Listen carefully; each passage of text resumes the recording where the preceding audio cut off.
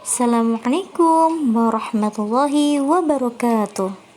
Apa kabar solih-solihah? Semoga selalu dalam lindungan Allah Subhanahu wa Ta'ala.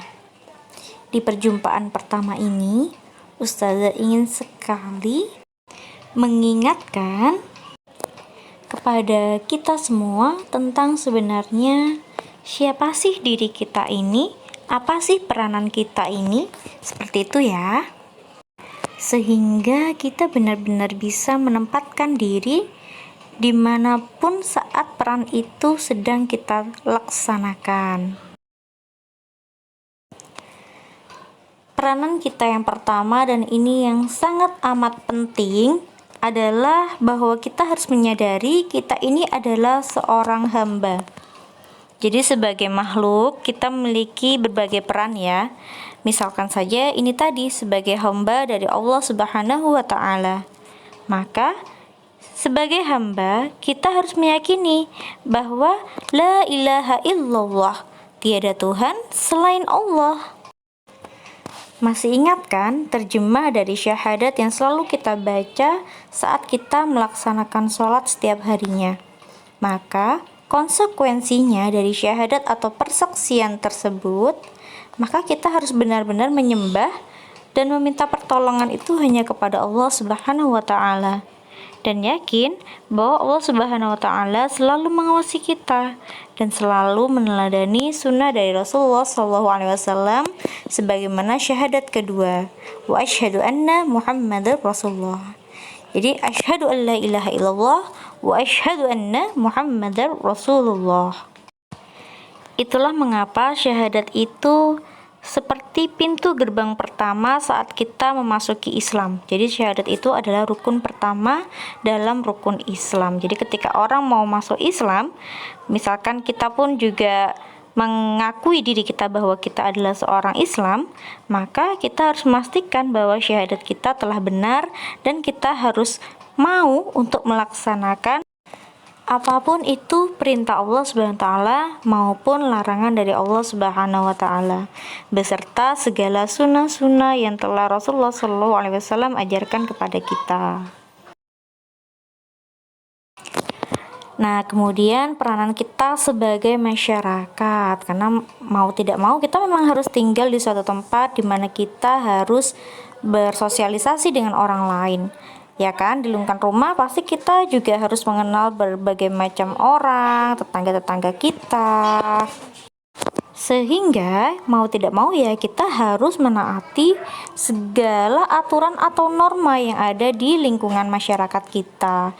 Misalkan saja kita harus buang sampah pada tempatnya, kemudian mengikuti rambu-rambu lalu lintas, menyeberang itu harus di zebra cross, kalau lampu merah itu harus berhenti, ketika ada ajakan kerja bakti kita harus mengikuti, dan sebagainya.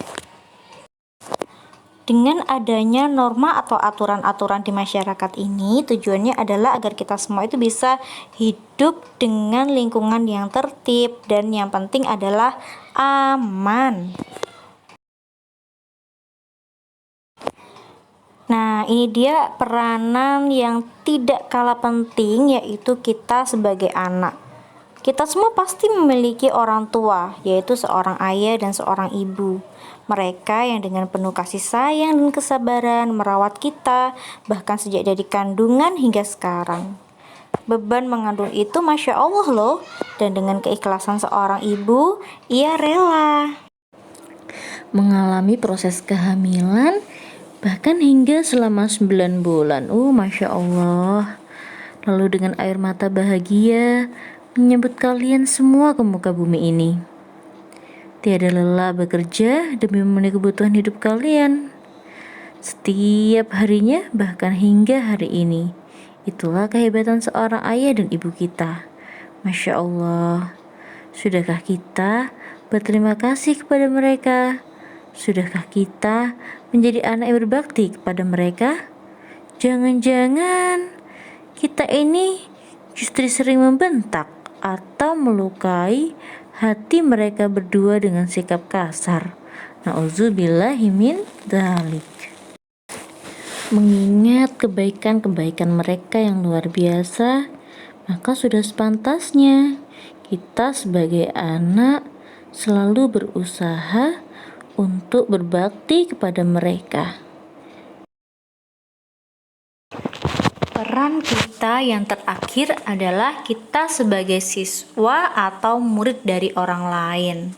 Begitu pula dengan ustazah. Ustazah pun juga adalah murid dari orang lain. Sekarang kalian yang merasakan itu, kalian juga murid dari kami. Dan juga ustadz-ustadzah kalian mungkin di musola, di tempat mengaji, dan sebagainya.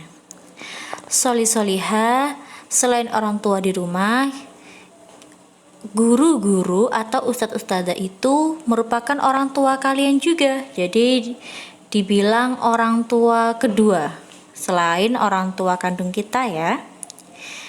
Mereka sangat berjasa kepada kita, karena berkat mereka, kita bisa memiliki pengetahuan yang sangat luas. Sehingga merupakan suatu kewajiban bagi kita untuk menghormati mereka sebagaimana kita menghormati orang tua kita sendiri. Seringkali ustazah mengingatkan bahwa sesungguhnya keberkahan ilmu itu tidak hanya berada pada ilmu itu sendiri, melainkan juga kepada siapa yang telah mengajarkannya kepada kita. Anak-anak solih-solihah, demikian yang bisa ustazah sampaikan hari ini. Semoga bermanfaat ya, dan semoga kita semua menjadi muslim-muslimah yang kafah. Assalamualaikum warahmatullahi wabarakatuh.